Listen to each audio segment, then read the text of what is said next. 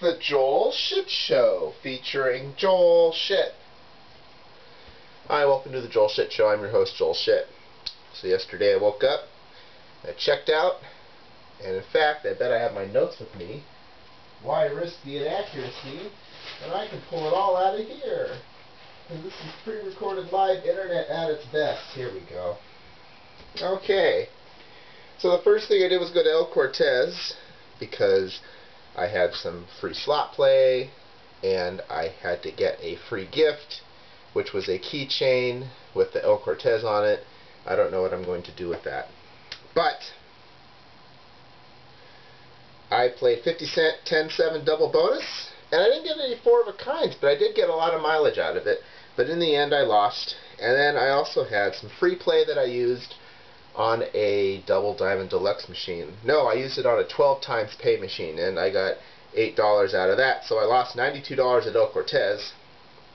Then I walked over to the Golden Nugget, and they have 9-6 jacks or better, and the $5 machines in the high limit area near the Keno Lounge, and I put in $100, and I got maybe 6 or 7 spins, but I did not get anything out of that. And then I went to the poker room, and I bought in another 2-4 game. All I played the entire trip was 2-4. I couldn't find anything else in the places I played poker at. 2-4 and 1-2 no limit. That was it. So, sign of the times perhaps that there's no more 3-6. And for the casino, there's not much difference between 2-4 and 3-6 because the rake is the same, and the pots get to be large enough that the maxed rake gets taken out of most hands, but people don't have to buy in for as much, so they feel like they're spending less money. But as far as money the house is getting, it's the same. The difference is the people playing just have less money to play with, and the table runs out of money faster. But people don't understand that it works that way. But I got there. They were trying to start a second game, so there were 3 of us. And then we really all wanted to play because until 2 p.m., if you hit a high hand, it paid double. And so we basically just kept folding hands until someone would get a high hand, but no one got a high hand. And then a 4th and a 5th person sat down, and then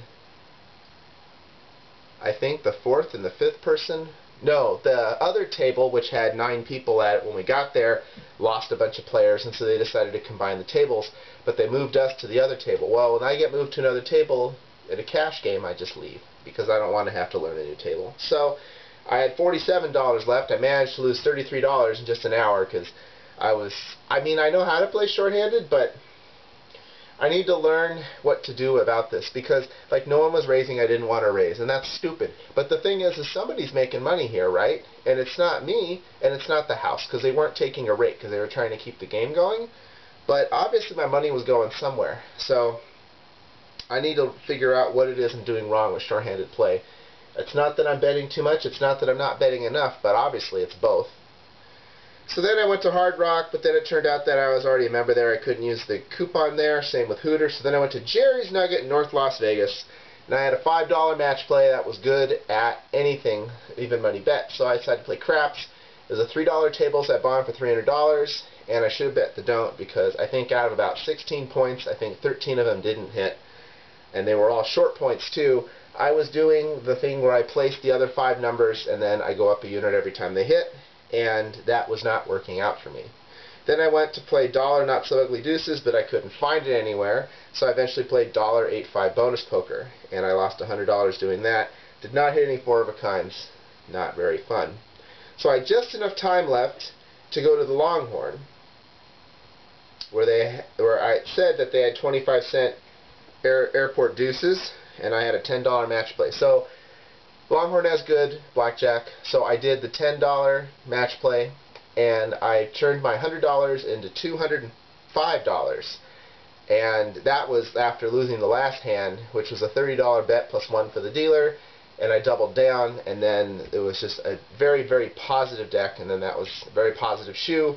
The adjusted count was probably plus 5, which is really high. Actually, it was a lot higher than that because there were only a couple of decks left. It was both like plus 13 and 14, one of the highest counts I'd ever seen. So I had 6-unit bets over and over and over again. So even though I won $105, I probably should have won a lot more. That's okay. Then I said I'm going to play. I found dollar airport deuces with the progressive, so I played that instead. and I won $35 playing that while I was waiting for it to be time to leave to go get my flight. I was down to $10 on my $100 when I got a Wild Royal, and so I think it was dealt to me. And so then I had $135, and I was like, alright, I'm up. I need to leave. Let's do it. So for the whole trip, I won $220.05. I lost $820.70 Sunday. I won $1,530.75 on Monday, and I lost $490 yesterday. So $220.05, and the next coupon to use is Lucky Club, plus whatever I get in the mail. And when I got home, I had something from the Sands in Reno, so that's probably where I'm going to stay next. But if I get something good in the mail today or tomorrow, maybe I'll go there instead. But the Sands is free even on the weekend. I could go at the end of March. That'd give me enough time to build a nice, comfortable eat at work. So I might do that. So I get to the airport and I check in, and I can't check in, and it's because I kept putting San Jose as my destination airport. Well, I'm not going to San Jose, I'm going to SFO. So once I figured that out, I was able to check in fine.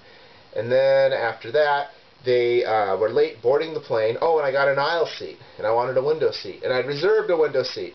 So I took my ticket to the counter, and I said, could I get a window seat instead? And they said, okay.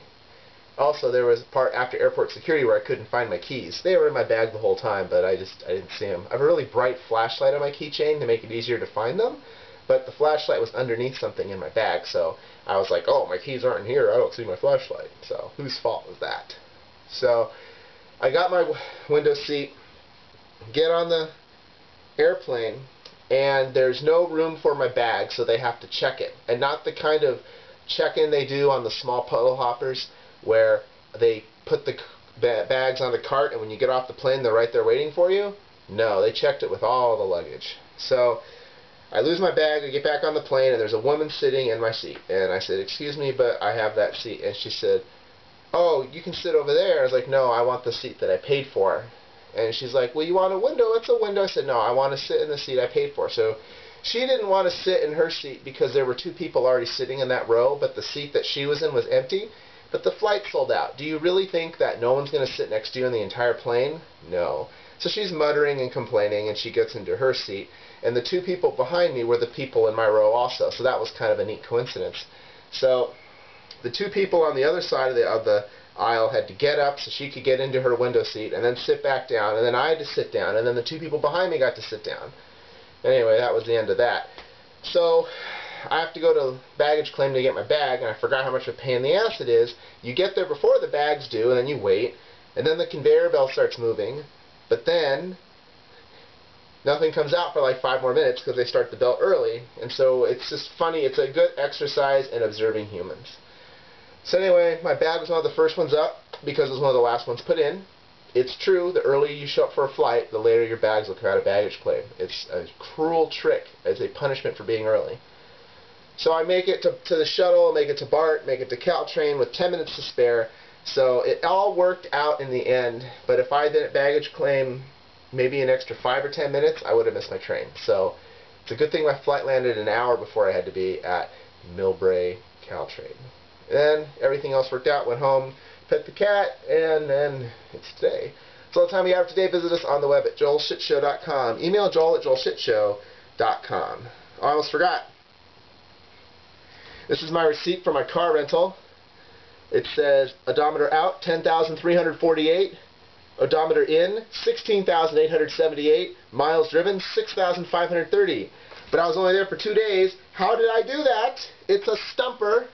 I'll give you a couple seconds to figure it out. You can pause the video if you want, because I'm going to tell you right now what happened. The reason why it says 10,348 out and 16,878 in is because it's a 2010 Honda Civic. And what does that mean?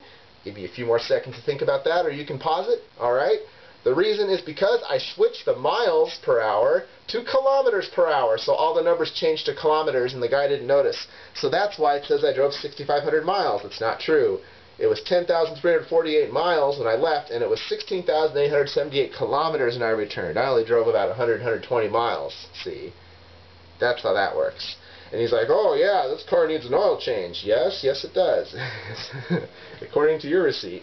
So that's going to fuck all the paperwork up. Awesome. Alright, see you tomorrow.